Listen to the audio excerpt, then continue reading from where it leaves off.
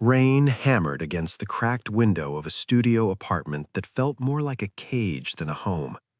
It was 3 a.m., the hour when your mistakes feel like mountains and your dreams feel like ghosts. Elias sat on the edge of a worn mattress, his head buried in his hands, listening to the silence of a life that had fallen apart. He wasn't a man who had been defeated by one big tragedy. He was a man being eroded by 1,000 small cuts. 3 months ago, the company he helped build let him go with a cold, templated email. 2 weeks later, the woman he thought he'd marry walked out, tired of his growing shadow. Now he was 34 years old, staring at a stack of past due notices under the flicker of a single yellowing light bulb. The silence wasn't just in the room, it was in his chest. When you lose your job, your partner, and your sense of purpose all at once, the world doesn't just get dark, it gets quiet. Elias looked at his reflection in a cracked mirror leaning against the wall. He didn't recognize the man looking back. The eyes were hollow, the shoulders were slumped. The voice in his head, the one that used to whisper about someday, was now a roar of never again. That is the moment most people break, not when the storm hits, but when they start agreeing with the storm. For weeks, Elias stayed in that room. The walls seemed to close in, painted in shades of gray and regret. He spent his days scrolling through the lives of strangers, comparing his rock bottom to their highlight reels. Every successful person he saw felt like a personal insult. He was trapped in a cycle of why me and what if. The human mind is a master of building prisons. It takes your past failures and uses them as bricks. It takes your fears and uses them as mortar. Before you know it, you're locked in a cell of your own making, and you're the one holding the key, too afraid to use it. One Tuesday morning, the power went out. The hum of the refrigerator stopped. The glow of his phone died.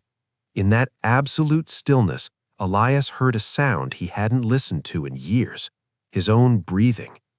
He realized that despite the debt, the loneliness, and the failure, his lungs were still working, his heart was still beating, life was still demanding to be lived, even if he had given up on it.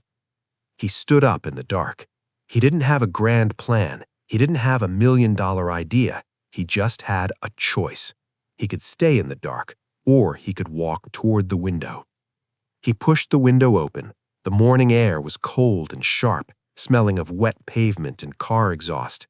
It was the most honest thing he had felt in months. He looked down at his hands. They were shaking, but they were his. "Just today," he whispered. "I don't need to fix my life. I just need to win today." He started with the only thing he could control, his environment. He spent 4 hours cleaning that tiny apartment.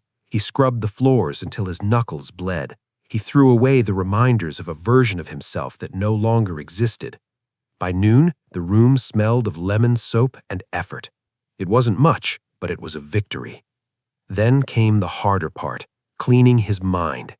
Every time a thought told him he was too old to start over, he countered it. He didn't use toxic positivity, he used cold, hard discipline. When the thought said, "You're a failure," he responded with, "I am a man who is learning." When the thought said, "It's too late," he responded with, "I am still breathing." He began a ritual.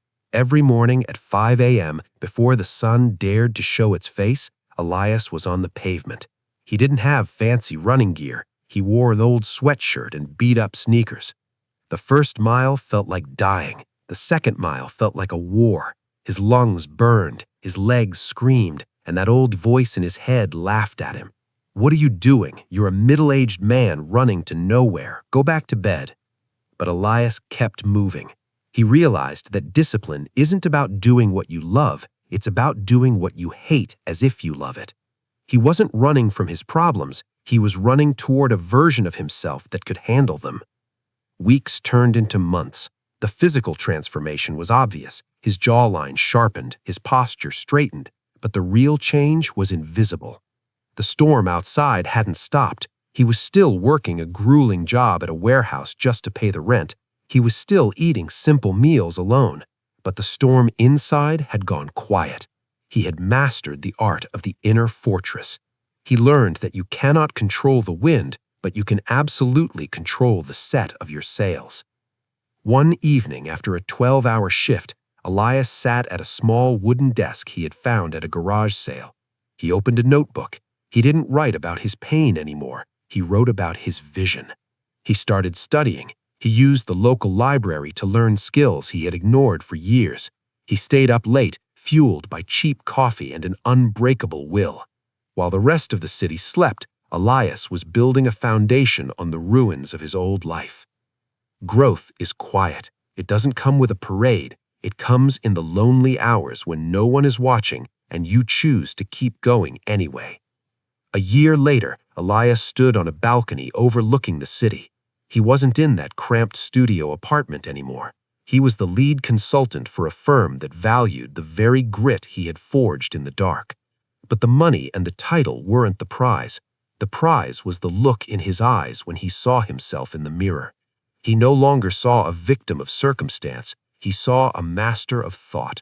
He saw a man who had been crushed and used the pressure to turn himself into a diamond. He looked out at the lights of the city, knowing that thousands of people down there were currently sitting on the edge of a bed, feeling exactly how he used to feel.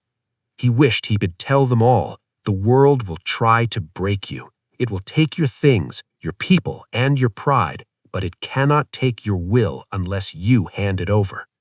You are the architect of your own internal world. If you can control your thoughts when you have nothing, you will be unstoppable when you have everything. The hardship you're feeling right now, it isn't a wall, it's a weight room. You're being strengthened for a version of your life you can't even imagine yet. So take a breath, clean your room, lace up your shoes. The sun is going to rise tomorrow, whether you're ready for it or not. You might as well meet it on your feet with your head held high and a mind that refuses to back down. Your story isn't over. You're just finishing the chapter where the hero finds his strength. Now it's time to show the world what an unbreakable will looks like. Go get started. If this story touched your heart, subscribe to MindBridge Tales. Every story here is a lesson. Every lesson is a step toward a better life. God bless you.